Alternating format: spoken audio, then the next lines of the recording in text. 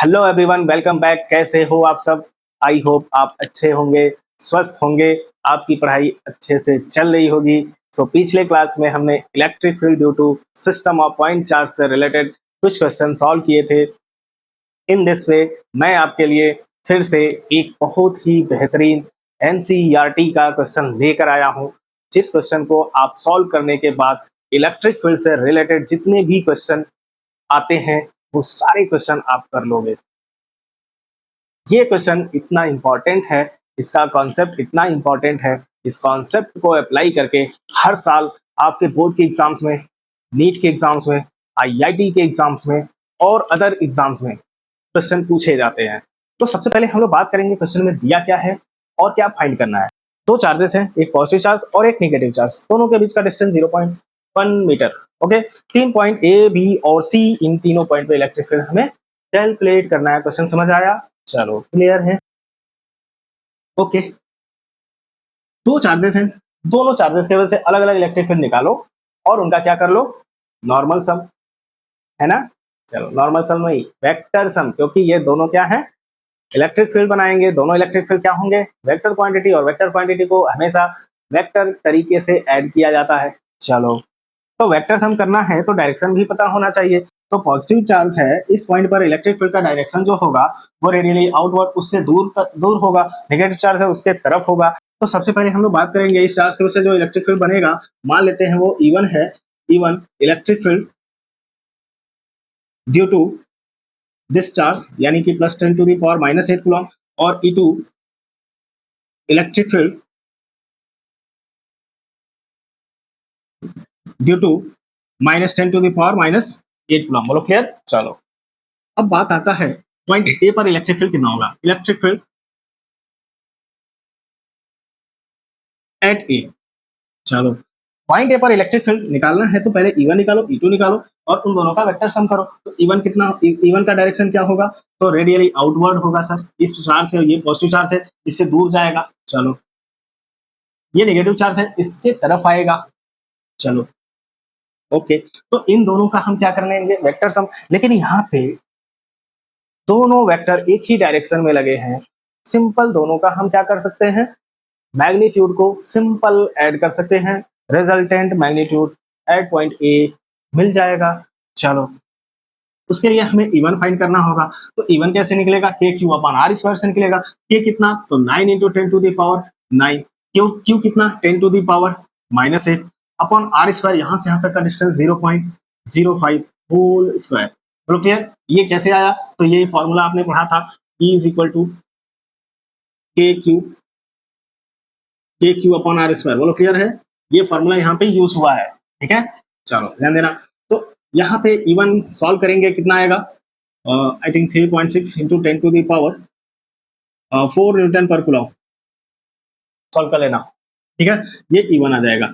ऐसे ही in the same way E2 निकालेंगे, and E2 = तो इसके भी ध्यान से समझना, चार्ज क्या है, सेम है, यानी कि K कितना हो जाएगा, 9 × 10⁻9, और चार्ज कितना, 10⁻⁻8 अपॉन डिस्टेंस यहाँ से यहाँ तक सेम है, 0.05 होल स्क्वायर, यानी कि सेम आएगा। यानी कि E2 = हो जाएगा 3.6 × 10⁻4 न्यूटन पर कूलम।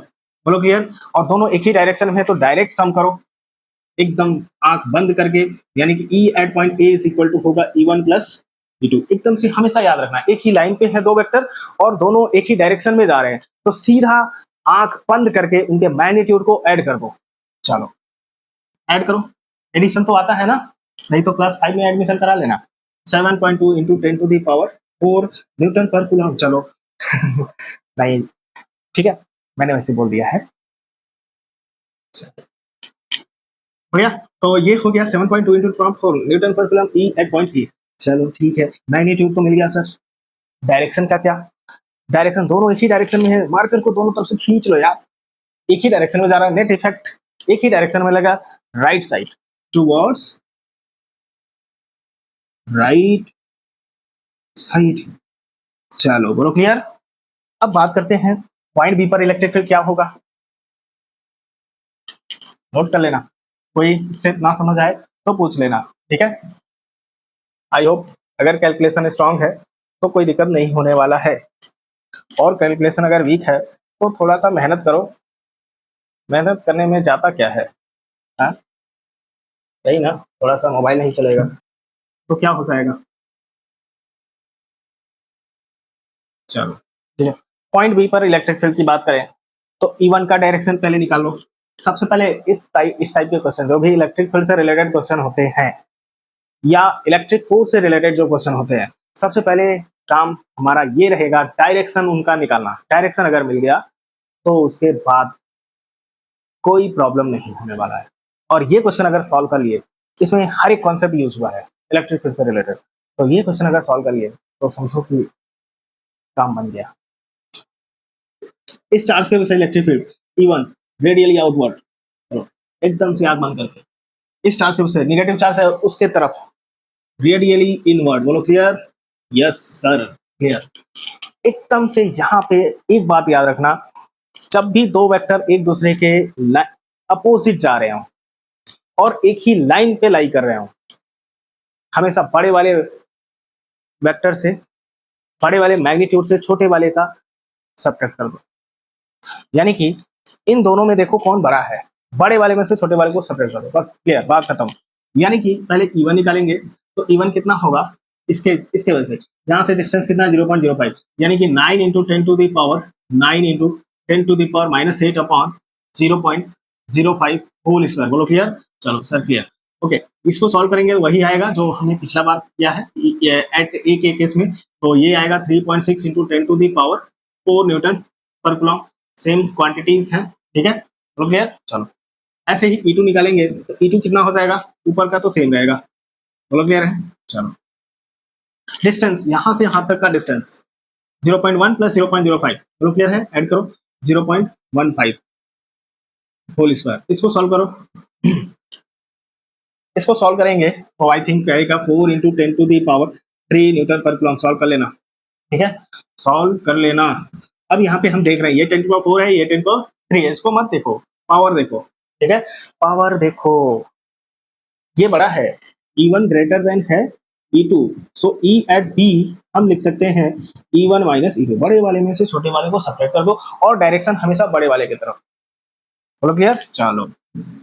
यानी कि हम लोग सब्ट्रैक्ट करेंगे E1 में से, यानी कि 3.6 into 10 to the power 4 minus 4 into 10 to the power 3। यहाँ पे लोग अक्सर गलती करते हो, ये नहीं ध्यान से समझते हो, देखते नहीं हो, 10 टू पावर 4 है 10 पावर 3 है, दोनों को सबसे पहले सेम करते हैं, ऐसे सब्ट्रैक्शन में सबसे पहले सेम करेंगे। तो यहाँ पे 10 टू दी पावर 3 है 10 पावर 4 है, 10 पावर 3 इसको कर लो, एक 10 निकाल के इसमें मल्टीप्लाई कर दो, 36 हो गया 10 to the power 3 minus 4 into 10 to the power 3, और ये देखो 36 में से 4 सब्ट्रैक्ट हो गया 32 आ गया, और ये हो गया 10 to the power 3, standard form में लिख दिए 3.2, एक डेसिमल यहाँ पे ऐड हो गया 10 to the power 4 newton per coulomb, बोलो क्लियर, चलो।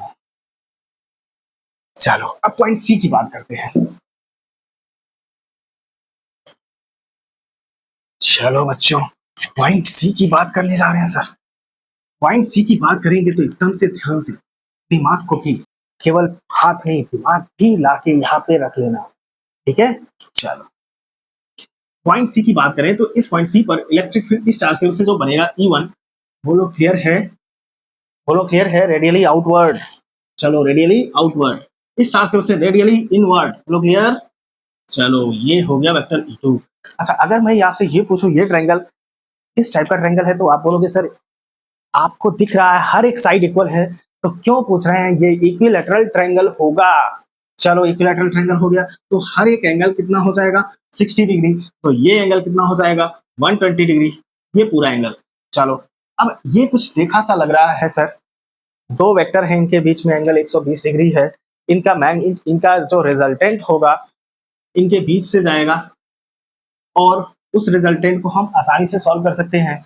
ऐसा हमने क्लास 11th में शायद देखा था, दो वेक्टर्स ए और बी, इनके बीच का एंगल थीटा, तो रिजल्टेंट वेक्टर जो आर है उसका magnitude square root A square plus B square plus 2ab cos theta, बोलो क्लियर, याद आया, चलो याद आ गया तो बस यही कॉन्सेप्ट मैंने समझाने की कोशिश किया है, मैं यही सी कॉन्सेप्ट का बारे में बात कर रहा था। ये तीन तरह के कॉन्सेप्ट एकदम से दिमाग में फिट कर लेना। इलेक्ट्रिक फील्ड से रिलेटेड कोई भी क्वेश्चन होगा ऐसे ही कॉन्सेप्ट का यूज करना होगा, यानी कि सिंपल है वेक्टर सम अगर आता है तो इलेक्ट्रिक फील्ड से रिलेटेड क्वेश्चन आराम से हो सकते हैं। चलो तो सबसे पहले E1 फाइंड करो, तो E1 फाइंड करने के लिए K Q upon R square, simple वही पुराना, ठीक है। 9 into 10 to the power 9 charge 10 to the power -8 upon distance 0.1 whole square, और ये सॉल्व करने पर आएगा 9 into 10 to the power 3 newton per coulomb. बोलो क्लियर, सॉल्व कर लेना, ठीक है। चलो ये E1, in the same way E2 भी निकालेंगे तो सेम आएगा। बोलो क्लियर है, क्यों सेम आएगा सर, ऐसे कैसे, मैग्नीट्यूड तो सेम है, डिस्टेंस भी सेम है, तो सेम ही आएगा ना मैग्नीट्यूड, ठीक है। चलो यही वैल्यूज पुट करेंगे, ठीक है, कर लेना। अब ध्यान से समझना, इन दोनों का रिजल्टेंट ई एट पॉइंट सी लिखे तो स्क्वायर रूट होगा E1 square plus E2 square plus 2 E1 E2 cos 120 degree. बोलो क्लियर, चलो E1 E2 सेम है तो मैं क्या कर रहा हूँ, सबसे पहले जनरेट कर लो फॉर्मूला, थोड़ा सा सिंप्लीफाई कर लो, यहाँ भी E1 रख दो और यहाँ भी E1 रख दो, तो 2E1 स्क्वायर हो जाएगा, और cos 120 का वैल्यू सर ये तो मैथ में क्लास 10th में हमने पढ़ा था, ट्रिग्नोमेट्री में, क्यों यहाँ पे यूज कर रहे हो, तो यूज होगा बेटा हर जगह, मैथ का यूज फिजिक्स में होगा ही होगा कहीं ना कहीं। तो ये मत समझना कि क्लास 10th में मैथ पढ़े और क्लास 11 12 में बायो पढ़े तो मैथ चला गया, पीछा छूट गया, मैथ से पीछा छोड़ने वाला नहीं है। cos 120 का वैल्यू होता है -1/2 से 2 हियर, 2 से 2 कट गया और ये हो गया स्क्वायर रूट 2E1 स्क्वायर और ये -E1 स्क्वायर और ये सब्ट्रैक्ट हो गया, सब्ट्रैक्शन तो आता है ना। चलो E1 स्क्वायर यानी कि E1 स्क्वायर से स्क्वायर रूट करके, और E1 कितना, ये तो सॉल्व हो गया भाई, ये तो सॉल्व हो गया। और डायरेक्शन अगर मैं बात करूं तो ये हो गया 60 डिग्री, 60 डिग्री, दोनों का मैग्नीट्यूड सेम। रिजल्टेंट वेक्टर का जो डायरेक्शन है मतलब जो रिजल्टेंट होगा एकदम से बीच से निकलेगा। ओके चलो आई होप ये क्वेश्चन एकदम से क्लियर हो गया होगा, और क्लियर हो गया होगा तो इस चैनल को थोड़ा सा सब्सक्राइब कर लेना, और ज्यादा समझ आ गया होगा तो लाइक कर लेना, और बिल्कुल से एकदम समझ आ गया होगा, पसंद आ गया होगा तो शेयर कर देना, ठीक है। चलो